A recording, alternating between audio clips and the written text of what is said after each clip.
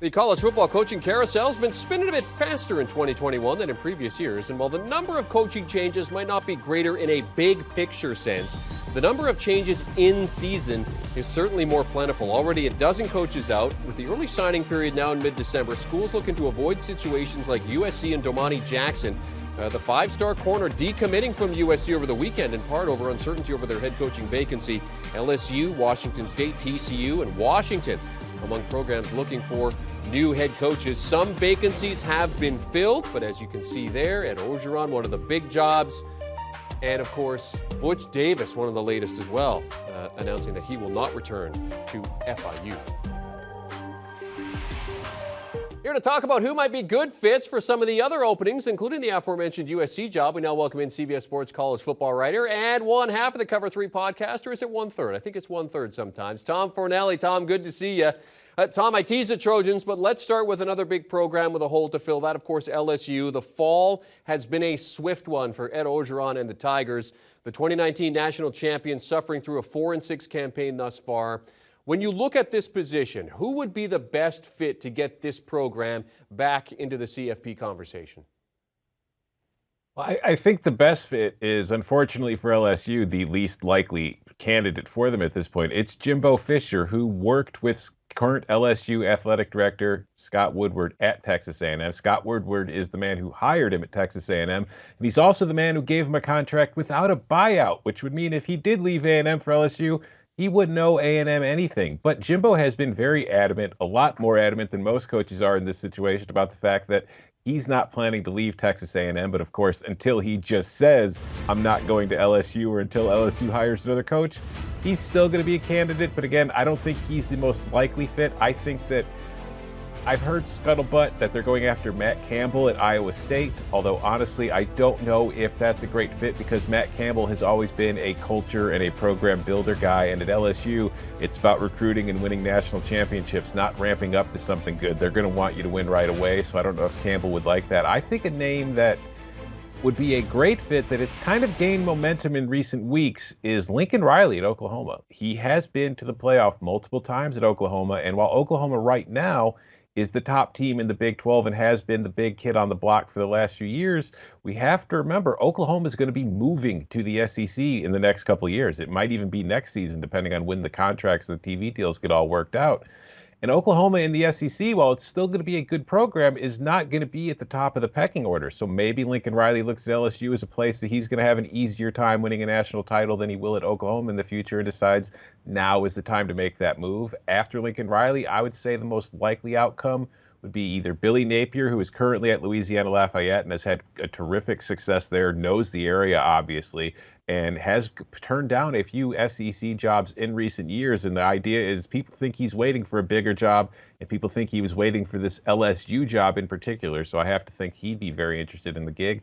And then there's former LSU defensive coordinator Dave Aranda, who is having a fantastic season at Baylor, is familiar with LSU, and is going to be one of the hotter names all across the country, including a couple of the jobs we're about to talk about here. Yeah, let's talk about USC. Back-to-back titles with Pete Carroll in charge back in 2003 and 2004. They've only had 4 double-digit win seasons since Carroll left, but 2 of those came under Clay Helton. Now, when you look at this USC gig, what type of a head coach do they need? I think they need somebody who's going to instill kind of a toughness in the program that there just really hasn't been in the last few years. Clay Helton is a good football coach. It's just it's too much family oriented, which is a good thing for some programs. But I think that when you're USC and you are a school located in Southern California, in the heart of some of the most fertile recruiting ground in the country, you have national championships in your past, you have a storied history. You need to be a program that's trying to win national titles, not a program that's just trying to put good kids out there and get good grades. And I think that's been USC's problem the last few years. So when I look at where they could go, there's the obvious connection to Luke Fickell, who at Cincinnati worked for the current USC athletic director. He hired him at Cincinnati. But Luke Fickell has been very choosy with his jobs in the past as well. He stayed at Cincinnati when other Big Ten gigs have come open. And the thing you hear most common about Luke Fickell is that he'd rather stay in the Midwest and in the Big Ten. He's got a wife and 6 children. He does not want to uproot his family and move them across the country. So I don't know if USC is going to be that desirable to him. But if he doesn't want the job, as we mentioned in the LSU gig, I think Dave Aranda makes a whole lot of sense for USC. He is from the West Coast. He's from California. He knows the area. He knows what USC can be. And we've seen, my favorite thing about Dave Aranda is when he took over that Baylor gig last year, the team played really poorly, and I got the fear that Dave Aranda was going to be just another in a long line of defensive coordinators who took over head coaching jobs and then thought they could still win games 13-10 and just tried to, beat teams up and not win games. And we've seen even Alabama has changed its philosophy in recent years, going to a more up-tempo, spread, high-powered offensive attack, because that's what it takes to win in the modern game.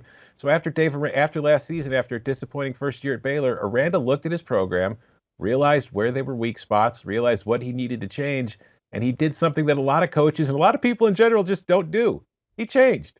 He revamped his entire offense. He brought in a new staff, got a little more aggressive, and we've seen the results. This is a Baylor team that's currently toying with the top 10 in the college football playoff rankings, just knocked off Oklahoma last week, and is going to have Dave Aranda as a very popular name across the country. Tom, I'm glad I didn't see Urban Meyer on your list for the open USC gig. Of course, that was a rumor earlier this season. USC, of course, 4-5. They're getting set to take on Cal. And, of course, Clay Helton, who left there, has now, of course, got the job over at Georgia Southern. Okay, let's talk about Washington next. They saw all they needed to see from Jimmy Lake over the course of 13 games between 2020 and 2021. After that 0-2 start and a sideline shoving incident with a player, Lake was out. Both Washington schools are hunting for a coach, so it's going to be an interesting offseason up there. Who would be a good fit for the Huskies? I think Aranda, again, he's a fit everywhere, Jeremy. He's just a great coach, and I think that he's somebody that Washington is going to definitely be on the look at. We just went over everything that he's done at Baylor. I think that with his West Coast ties and with his recruiting panache, I think he gives Washington something it needs, because there is more talent in that Seattle area that I think most people around the country who follow this sport realize. There's been a lot of very good players in that region the last few years. The problem Jimmy Lake faced is none of them were staying at Washington. They were all leaving to go to the SEC or the Big Ten, which is a similar problem that USC has faced in recent years, because if you look at all the top quarterbacks in the country right now, they're all from California, and they're all playing in the SEC, and that shouldn't be the way it is in the West Coast. That's part of the problem the Pac-12 has dealt with. So I think Dave Aranda is a great fit for Washington. I think Matt Campbell at Iowa State, I think Washington is a better fit for him than maybe like the USCs and the LSUs and the higher profile jobs. I think Matt Campbell could go in there and build that program kind of similar to what Chris Peterson did before he stepped down and he led them to the playoff. And I think another name that's kind of flown under the radar that you don't hear a lot of, but I think would be an excellent candidate for a lot of jobs this offseason. Jeff Hafley at Boston College has done a magnificent job with that program. The win-loss record isn't quite what you want, but Boston College was without its starting quarterback, Phil Dracovic, for most of this season, and it has still managed to, just not drown. It has stayed it's eligible for a bowl game. It won last week. It's won 2 in a row since Dracovic finished, and Hafley just he's got the history at Ohio State. He helped get them to the playoff and help them win a national title with his defense. He's done fantastic at BC, and I think he's the kind of guy that could go to Washington and revitalize that program.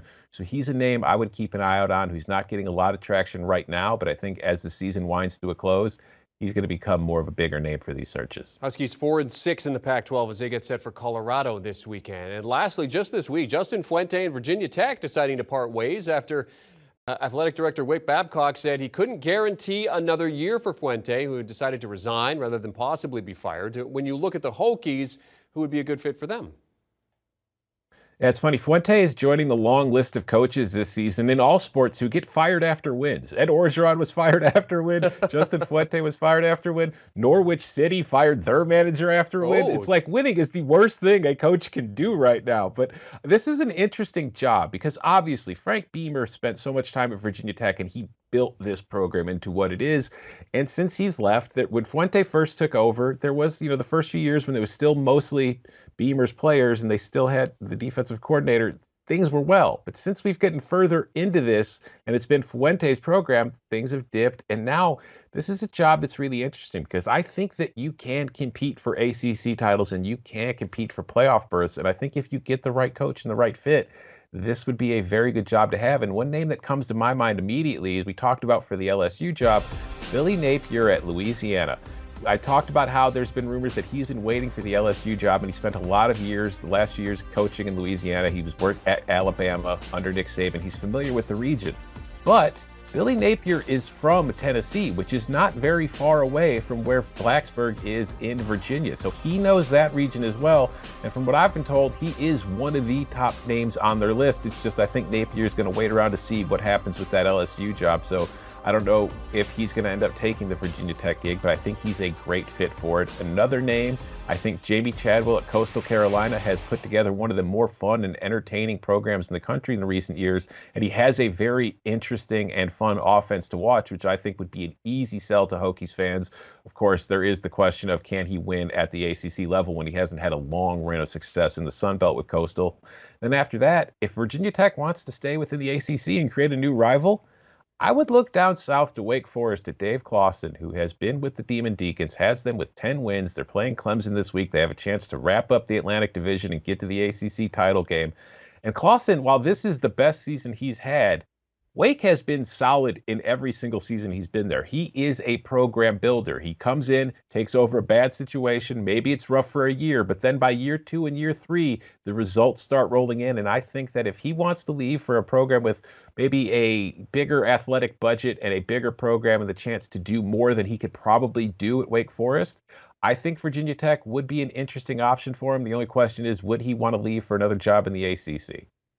Tom, I love the fact that you got both football and football into that answer for us. CBS Sports college football writer Tom Fornelli discussing possibly the best fits for the current head coach openings in college football. For more from Tom and Chip Patterson, be sure to check out the Cover 3 podcast.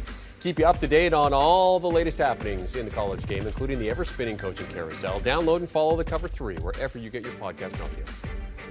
Do you want a sports network that delivers everything that matters about the game? The highlights, the picks, the instant analysis, no yelling, no fake debates, no politics.